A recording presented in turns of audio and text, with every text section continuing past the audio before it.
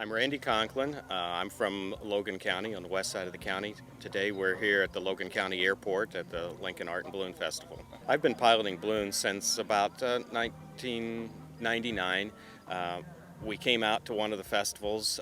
One of our friends had a balloon, had just purchased a balloon, and we started crewing with them and started taking some lessons with them, and at that point decided to buy our own balloon. So I'm in no man's land when it comes to that. My name is Jim Ireland. I've been flying balloons for 16 years. Well, I'm just one of the pilots here, and I help organize it a little bit. And my wife and I, Nancy, are kind of in charge of the pilot relations as far as check-in and signing up the pilots and making sure they have all their insurance and they comply with the FAA. Nancy and I were at a boat race, and after the boat race was over, somebody said that there was some hot air balloons downtown. So we went down there and we got up close just like you are and said, I'd kind of like to ride in one of those sometime. So we did a few years later, and we took our first ride out in Napa Valley, California, and we've been hooked ever since. Well, the first time we went, the balloons came to our house, and we left from there out in the country, and it was just a great ride. Great afternoon to fly. We were hooked from there on. They always say your first ride is cheap, then after that you buy the balloon and it kind of gets involved then. Balloon pilots are FAA certified pilots. We have a private and a commercial license. We have to go through a ground school and pass a written test, have to do flight training, and have to take a check ride with an FAA examiner after you've mastered all the skills. And at that point you get either a private or commercial license. We're free to pretty much take off wherever we want to, as long as we have permission from the landowner where we're going.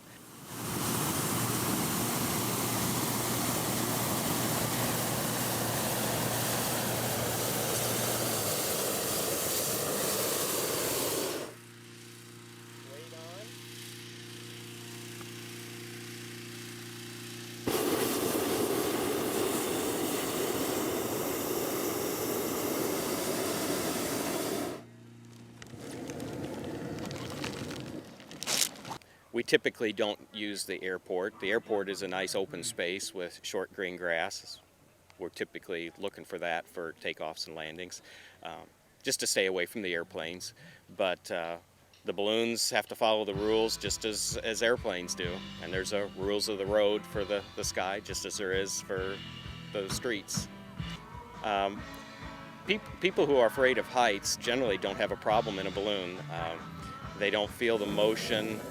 They have part of the balloon, the uprights, the burners, the balloon up above you, so you don't really notice the height, and you don't feel the motion like you would on a ride in a carnival.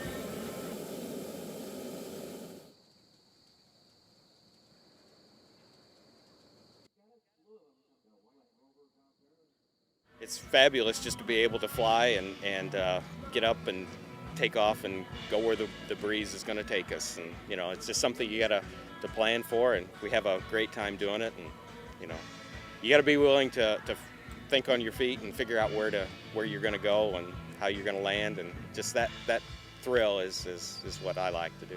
It's just like floating on a cloud, I guess is the best way to say it. You don't feel, it's not a roller coaster ride, you don't feel that sensation of speed. When we're in the air, you don't feel any breeze because we're going at the same speed the wind is going.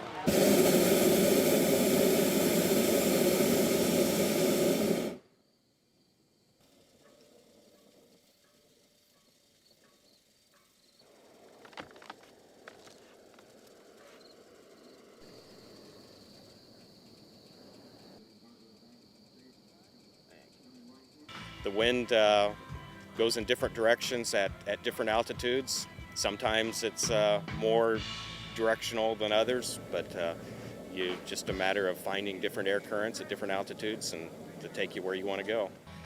If we've done our homework and checked the weather and the weather looks good, generally we're in good shape to go. The morning flights, we're interested in what time the wind is going to pick up. Typically we'll only fly couple hours after sunup and a couple hours before sunset.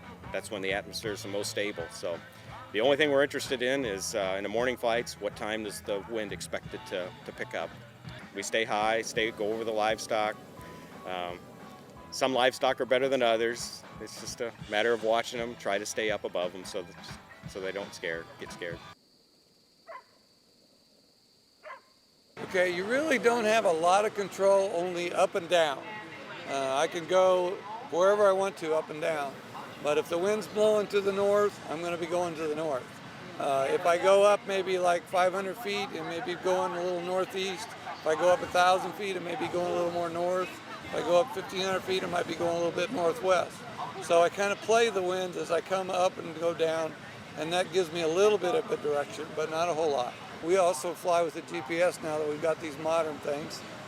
So we fly with the GPS, and that kind of tells us what direction we're going to. You see, we have to have 3 miles of clearance, visibility to see. And this morning we had to wait about an hour and a half for that fog to lift.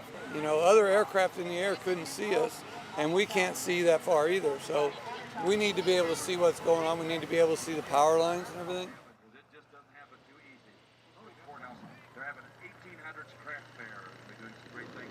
I still enjoy it, or I wouldn't do it, because as you can see when we're setting up, it's quite a bit of work. Okay. And you can't do it by yourself. You have to have 3 or 4 people to do it. I've got my co-pilot Jordan here to help me out tonight. So we were doing just fine tonight, but you have to have 3 or 4 people beside yourself to do that. After we take off, that's an important part. Especially out here where there's so much traffic, their first job is to pack up the fan we have to inflate it and make sure we haven't left anything behind. And then they hop in the car and try and get out of the airport.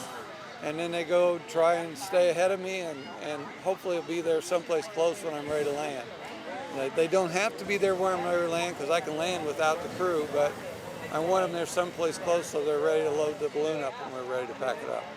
Some people look at that as when a balloon lands, it's a crash landing, but the balloon always comes down. You've got to get enough hot air out of the balloon so it stays where you've tried to land. If it's a fast wind, we actually just come down and pull the big vent on the top of the balloon out, and the balloon just lays over, and it does look like a crash, but it's a controlled landing, and that's what we're after.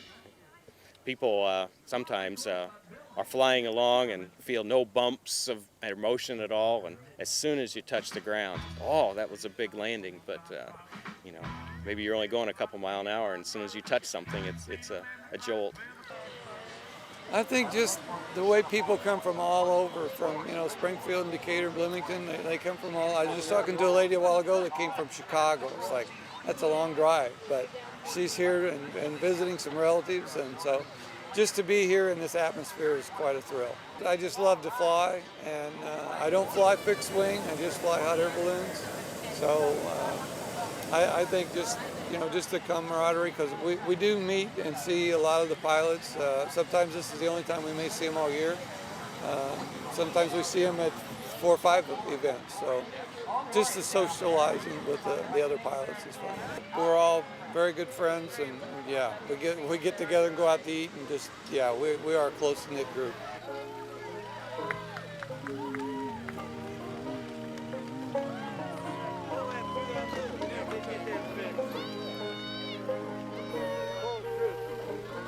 Pull the web through.